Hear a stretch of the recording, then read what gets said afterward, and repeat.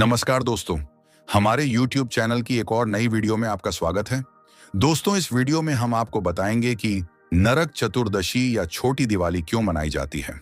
तो इस वीडियो को अंत तक जरूर देखना और चैनल पर पहली बार आए हो तो कृपया सब्सक्राइब जरूर करना, ऐसी ही ज्ञान से भरपूर वीडियो को देखने के लिए।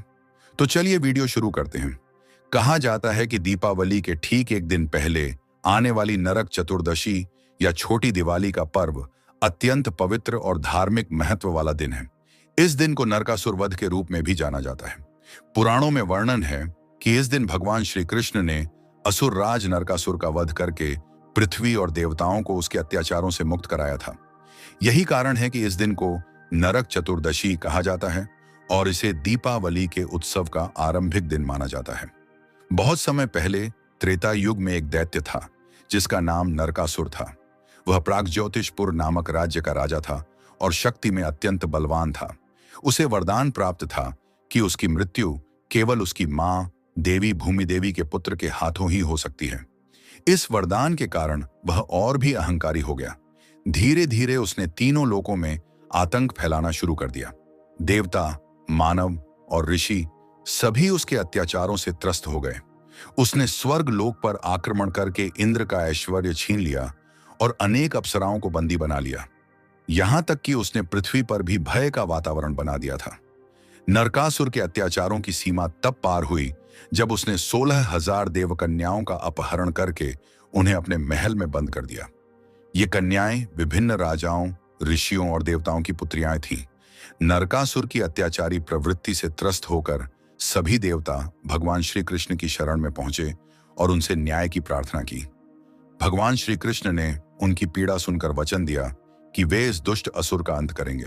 भगवान श्री कृष्ण ने अपनी पत्नी सत्यभामा के साथ युद्ध के लिए प्रस्थान किया, क्योंकि सत्यभामा देवी भूमि देवी का ही अवतार थीं और वरदान के अनुसार वही नरकासुर का वध कर सकती थीं।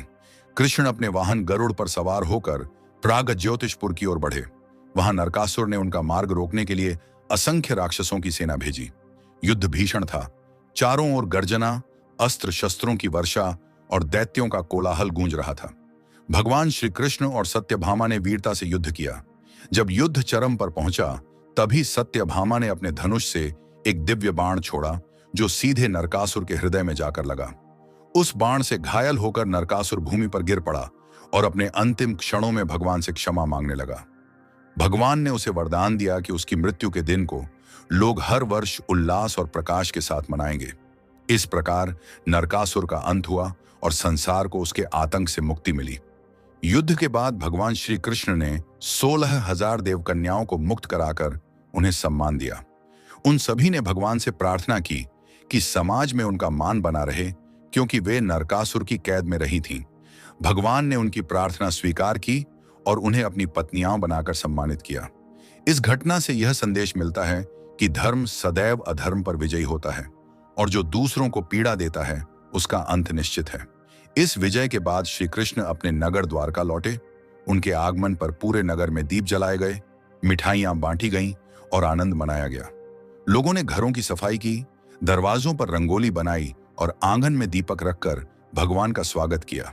तभी से इस दिन को छोटी दिवाली या नरक चतुर्दशी कहा जाने लगा। यह दिन प्रतीक है प्रकाश के अंधकार पर विजय का और पवित्रता, स्वच्छता व आनंद का। हिंदू परंपरा में इस दिन सुबह जल्दी उठकर तेल स्नान करने की विशेष परंपरा है। ऐसा माना जाता है कि जो व्यक्ति इस दिन सूर्योदय से पहले स्नान करके दीप जलाता है, वह नरक के भय से मुक्त होता है और उसके पाप नष्ट हो जाते हैं। लोग अपने घरों में दीप जलाकर यमराज की पूजा करते हैं, जिससे अकाल मृत्यु का भय दूर हो जाता है। इस दिन यम दीपदान का भी विशेष महत्व है, जिसमें घर के द्वार पर दीपक जलाकर यमराज से दीर्घायु और सुरक्षा की प्रार्थना की जाती है। नरक चतुर्दशी केवल एक कथा या पूजा का दिन नहीं, बल्कि यह हमारे भीतर के अंधकार, अहंकार, क्रोध, ईर्ष्या और लोभ को मिटाने का प्रतीक भी है। जब हम दीपक जलाते हैं तो वह केवल बाहरी प्रकाश नहीं फैलाता, बल्कि हमारे हृदय में भी दिव्यता का उजाला करता है। इस प्रकार नरक चतुर्दशी का पर्व हर वर्ष हमें यह संदेश देता है कि जैसे भगवान श्री कृष्ण ने नरकासुर का नाश किया था, वैसे ही हमें भी अपने भीतर के दुष्ट विचारों का अंत करना चाहिए और जीवन में प्रेम, सत्य और प्रकाश का स्वागत करना चाहिए। यही इस पर्व का वास्तविक अर्थ और महत्व है। तो दोस्तों, वीडियो में अंत तक हमारे साथ बने रहने के लिए आपका बहुत बहुत धन्यवाद। अगर आपको छोटी दिवाली और नरक चतुर्दशी की यह वीडियो अच्छी लगी हो तो इस वीडियो को लाइक और शेयर करें, चैनल को सब्सक्राइब करें और कमेंट में जय श्री कृष्ण लिखना ना भूलें। धन्यवाद।